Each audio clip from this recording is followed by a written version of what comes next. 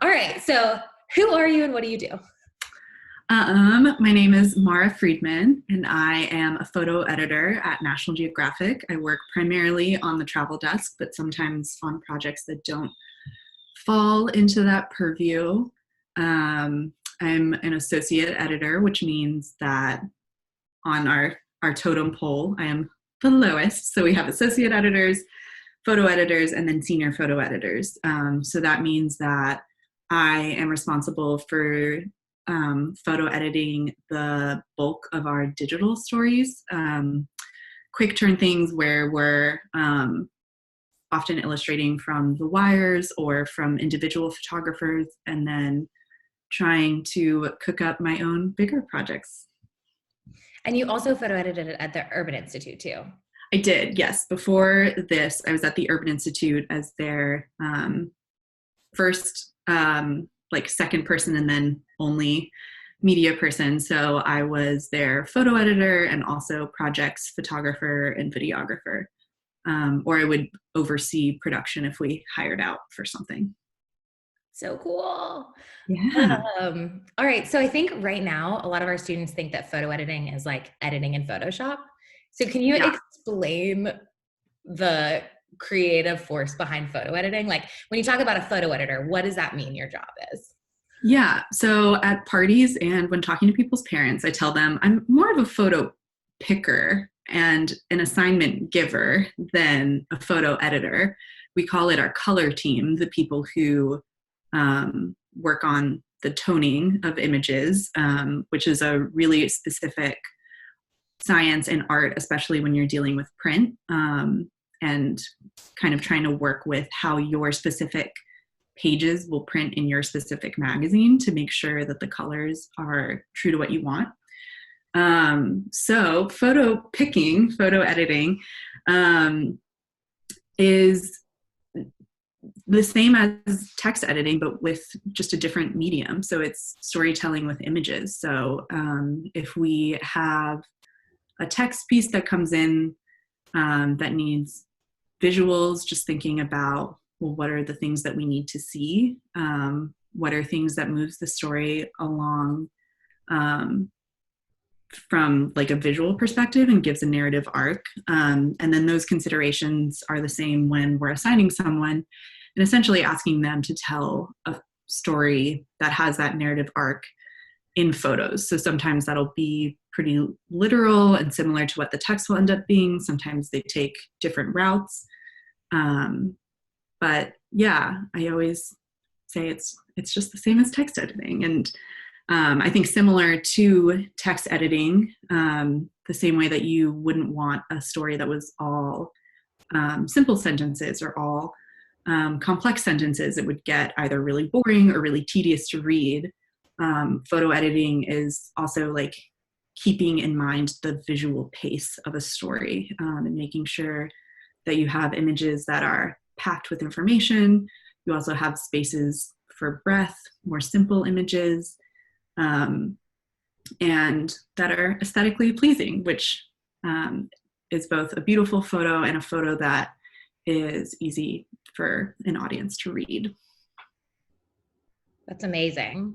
It's so you've also, I feel like you've always had a knack before you were officially a photo editor for looking at people's longer term stories and helping them whittle it down. So as these students they have 50 images, which is a lot, Yeah. but it's Yeah. not like hundreds and hundreds that you've gone through. But how do you help like cull a project down? What is that something that is like a words-based decision that you're trying to like fit into the story, or is that a visual decision? How do you make that? Yeah.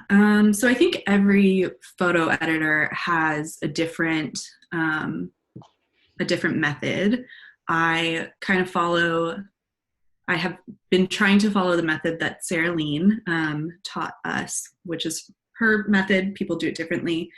So first I will go through an entire take and like as quickly as possible, and I can get through like thousands of images pretty fast.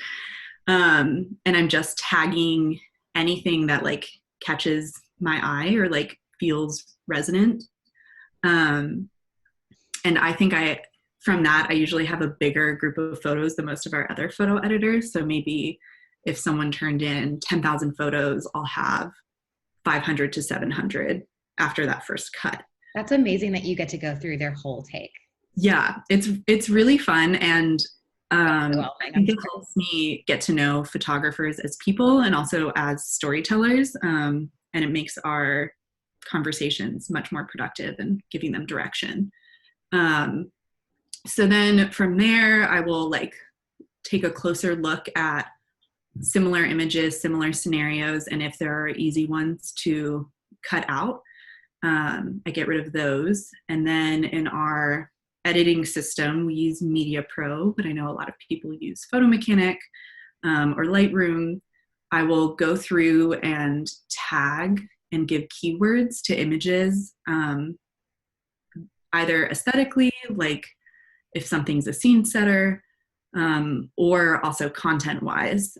So if we're telling a story around the world, we're like doing a survey of, say, I know Jen Samuels worked on the big beauty story, like what is modern beauty for Nat Geo, which is really hard and complex. So she would tag things based on country, because you want to make sure that at the end of the day, you don't have everything from one country. And then tag things based on like if it was about surgery, if it was about hair, if it was about makeup. So that's just helping you organize, because it's not, like, pictures aren't decoration. It's not just about what the pretty images are. So that'll help you go back and forth. And from there, I kind of just keep whittling down. Hopefully I'm closer to like 50, and just start trying a sequence and seeing with the help of those keywords what I'm missing, what needs to go back in. And then the text only really comes in terms of your layout and also how much space you have. So sometimes you'll have like a beautiful, perfect photo edit, and then you just like don't have the space to support that many images. So then So how many photos do you end up with? Like when you're editing from that 7,000, you're getting down to a project of how many pictures at the end? Yeah, I mean, it really truly depends on how much space you have, which is dependent on really how big the story is, and if it warrants like 5,000 words, if it warrants 800 words, and that if it's online, if it's digital, and then in the magazine, if it's a feature, I think a lot of our features are like 14 pages. Some shorter ones are like 6 pages. So yeah, it varies a lot, but I would say that probably you're going to end up getting, this is a wide range, but somewhere between like 8 and like 18 images in from thousands and thousands. Yeah. Is there like we talked a little bit about visual variety of like a scene setter and then like something that pulls you in and a detail. Is there some, like in terms of the visual variety, is there some like kind of checklist you have in your brain, or is that, I don't know. Yeah. Yeah. I mean, I think it is similar to, again, the checklist that you would have in a text piece of like, you need to know where we are. We need to know who we're talking to. What are the things that make this space different? What are the things that make this space similar? So it's really looking for all of that information being in. And sometimes a photo can say many of those things, and sometimes it says one of them. And then from an aesthetic standpoint, when you're talking about visual variety, I'm thinking about like the vantage points that the photographer's at, how close you are to a subject. Just again, like in an essay, to get kind of more of a flow and not feel like you're seeing similar things or you're like at the same vantage point.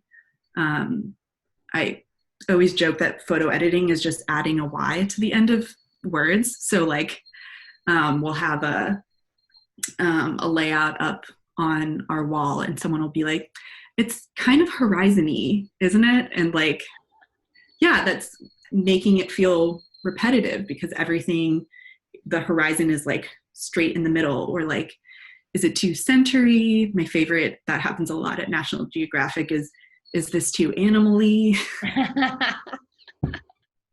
That's so fun. Yeah. Yeah. How do you make the decision of like, once you call it down and you get it to like 15 photos, how do Mm-hmm. you, the order, how do you make those decisions about like what picture, like what leads you from one image to another?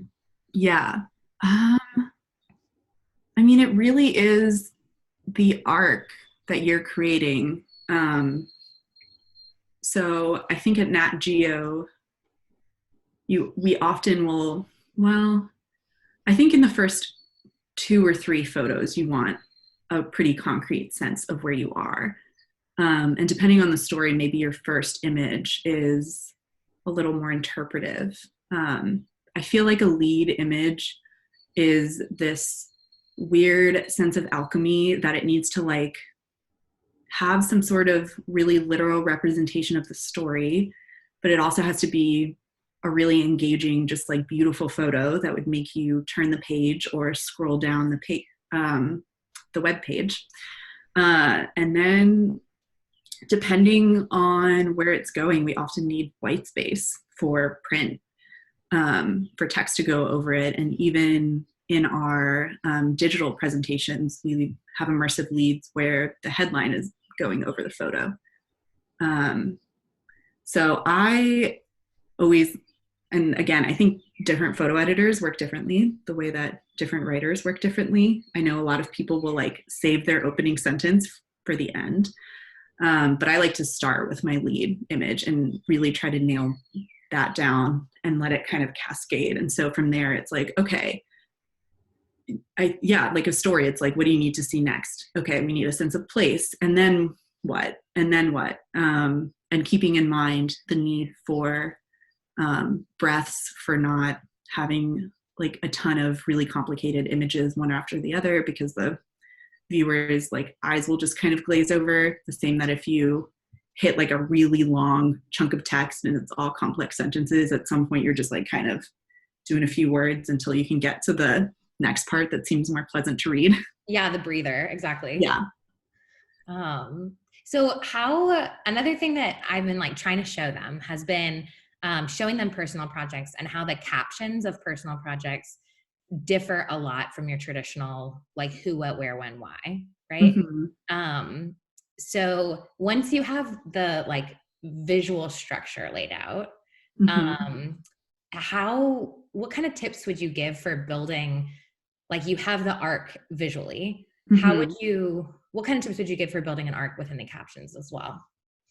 Yeah. That's a good question. Are they doing this as like standalone images and captions, or is it going within text? It's going to be like a gallery, I think. Okay. So they're not writing an Cool. article or anything associated with it. Yeah, just because I think that leads to different considerations. Totally. I mean, I think that similarly to the visuals, you don't want to repeat yourself too often. So think about what is the information we need up front, but also like not front loading us with just the basic details and not like why we should connect with this person or why we should connect with this story. But yeah. So they need enough details in the beginning, but you got to save some of it for later. Yeah. And also just don't make it boring. Like I think that most of storytelling is like trying to convey to the person who is not in the place what you felt when you were in the place and why you care about the place. And sometimes that can be really difficult because you do have that experience now. So you have that blinder on that maybe you don't think about, like, oh, they won't like know this unless I tell them, or like not everyone just happens to know about the dynamic of this relationship. I think it's also important. I think personal projects are really strong when they are indicative of a larger issue or trend. And so looking to research and statistics for, we call it the like, so what? There are a lot of good stories, but like, why does everyone need to read this one? Like, what about this will affect many people? Yeah, it resonates. So, yeah, keeping that in mind. Yeah. Ugh. Okay. And then also, how does the dynamic work when you've gone through someone's like 7,000 picture edit, and then you bring them the like 20 photos that you're going to use? How does that usually? What's that like? Well, it depends on the photographer Uh huh. and what our working relationship is like. Um, and I think in a perfect world, um, you have, when photographers are on assignment for me, I'm seeing at least some images from them every day that they're out. I make people send me like even just like cell phone pictures of the back of your camera, so that we can kind of collaborate and try to work on if there are any potential issues that I see. But when our photographers turn in their entire hard drive, they also turn in what we call a MyNGM edit, is what they think the edit should be. Which also varies with photographers. Sometimes they're like, this is literally what the edit should be. And sometimes they're like, these are my favorites. And so we do pay attention to that. And especially if I am between two similar images, I'll go with what the photographer wanted, because it's definitely a collaboration. Yeah. Do you look at that edit before you go through their take, or is that something that you wait until later? I wait until after I've gone through and done that first big cut. And then I put, regardless of what I think about the images, I put their whole MyNGM edit back in. So if I didn't include some pictures that they included, I'll put it back in. And I have those tags so that I can kind of go back and forth, because it's their project too. And I want them to feel good and happy about it. Yeah. And then when I send it to them, usually I've mostly had good experiences. People are really appreciative. It's cool to hear when I have seen something or paired things in a way that they wouldn't have or like didn't think about. Usually they just want more pictures in, and I have to explain why we can't do that. Especially if I'm doing like a really quick digital build. And so like I've maybe put everything in and have my perfect edit with dummy text in, and then I get the real text and it's like shrinks, and then all of a sudden there's just like a block of photos at the end. Why I have That makes sense. Yeah. Because you yeah. have to intersperse them. Yeah. Yeah. So I think mostly people want either more photos or we'll have conversations about similar photos, and like why I think it should be this one and why they think it should be that one, which is my call at the end of the day. But I'm always really conscious that it's their work and almost always defer to their opinion if I've already brought that photo to be like a final contender. That it sounds it's really amazing in working environments where the photographers and photo editors, it is so collaborative. Yeah. Because I think that's not always the case in a lot of places. So Mm-hmm. either photographers are like entirely on their own and they're like too attached to the experiences they've had, or right, like they're too attached. But I think that collaboration is really special. Yeah. And I think there's almost more opportunity for headbutting when people are in the field, especially on longer assignments, and someone's like, I'm here, this is what the story is. And the photo editor has to be like, no, that's not our story. Sometimes it becomes the story and we like do want a photographer to roll with it, but we're also keeping in mind like the bigger goals of what that story is going to be and like all of the stories that are going to go into the magazine. So that's part of why also every day I want to see the images that people are making, is just to make sure that they are on track for the story that we need to tell and that we're in communication if things are changing. You are also a photographer, a photojournalist, and like multimedia queen. And so how do you think this photo editing channels, does it help that you have all that experience in the field and that you're also a photographer, has delving so deeply into the photo editing side change the way that you would approach stories or shift the way that you tell things? Definitely. I think I approaching stories now and much more conscious of the things that the editor needs, especially just like how websites work and like does that website have like a really weirdo skinny like lead image and they're going to need a lot of space, or do like how do diptychs work on their website, how do verticals work, um, do they need both, is this also going in print? So I think I'm more attuned to that, and also like thinking about those strategic points in a story. I think being a photographer is both helpful and sometimes maybe not great with working with other photographers, because I think I understand what they're going through in the field.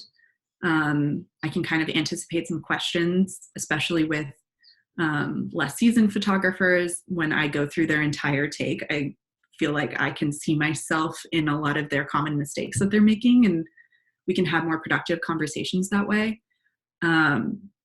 I also think sometimes I can be like too anxious about like being demanding, or like not wanting to like stress them out too much or give them too much to like think about all at once. And that is like not totally my job. Not that I should be like mean and give them a million things, but I think I just like assume that people are more stressed and want less than they do. And that's a learning curve for me too. I'm like relatively new to editing, and it's different for every photographer as well. Some people are just like, And give me the every general. creative person needs something different. Like some people Yeah, need a lot of direction, some people do not like that. totally. Yeah. Yeah. And learning how to like work with that. Some people like need like a very literal shot list, and some people are like, no, I can just like make all these calls and just let me go. So I think I'm learning to kind of assess that for each photographer before like diving in and just like exhausting myself trying to like take care of every single detail for them, especially um, if they're local and it would just be much easier for them to do it. Um, yeah. Gosh, that's so exciting. It's neat because it'll also be neat when you like get the chance to work on with the same photographer on a bunch of different projects too. Because Yeah. like then you don't have to navigate all the new relationships in each project, you know? Yeah, that's really nice. I'm working with a photographer for the second time right now, and I feel like we kind of got to know each other's style and communication style. And I think she's pretty similar to me in that we don't, when we're working on something, we're not just like reading the news about it. We're like, what is the poetry and literature about this? Like, how do we consider it? And like this like bigger, more artistic way. So it's fun to share those things back and forth Oh, that's amazing. versus other photographers that I'm like, do you even want this? Are you going to think I'm crazy if I like send you art that connects to this? No, I think that's amazing. And I think that's like a unique, yeah, you figuring out the unique way that you work too, you know? Yeah. What's the Mhm. joy of getting to work with you on a project? Yeah. And it's really fun working with photographers at this level because I feel like I'm not asking them to execute my vision. I'm asking us to like collaborate on a vision. Um, and so I'm like trying to share more things with them, knowing that they will come back with things that like I couldn't even have imagined. That's amazing. Well, thank you so much, Maura. I feel like I don't know if there's anything else you want to say for students learning about photo editing, but you've done a really amazing job. So thank you. Yeah. I don't know. Photo editing is like really fun. I always say it's kind of like a puzzle, and it's fun and rewarding for like the first hour, and then excruciating for hours after that, and then rewarding and fun again in the last hour. Ugh,